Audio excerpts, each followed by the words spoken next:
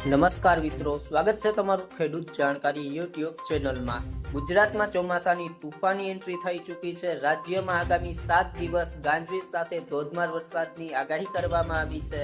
આજે રાજ્યના કયા વિસ્તારમાં એલર્ટ આપવામાં આવ્યું છે, આ તમામ માહિતી વિશે વિડીયોમાં વાત કરીશું।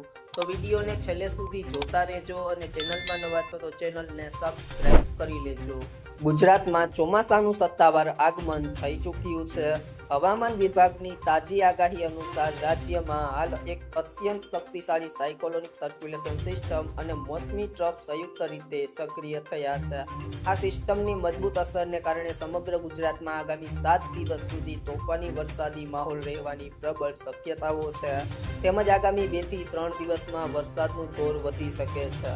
હવામાન વિભાગે દક્ષિણ ગુજરાત અને સૌરાષ્ટ્રના વિવિધ જિલ્લા માટે ભારે વરસાદનું યલો એલર્ટ જાહેર કર્યું છે। ખાસ કરીને સૌરાષ્ટ્રના અમરેલી અને ભાવનગર જિલ્લામાં ભારે વરસાદની આશંકા છે।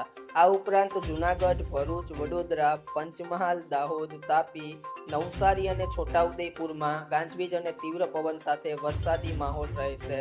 ઉત્તર ગુજરાતના મહેસાણા અને સાબરકાંઠામાં પણ આકાશછાયું વાતાવરણ રહેવાની શક્યતા છે, જ્યારે અમદાવાદ અને ગાંધીનગરમાં અસહ્ય ઉકળાટ વચ્ચે પવન અને ગાજવીજ સાથે વરસાદી ઝાપટા પડવાની પૂરેપૂરી સંભાવના છે।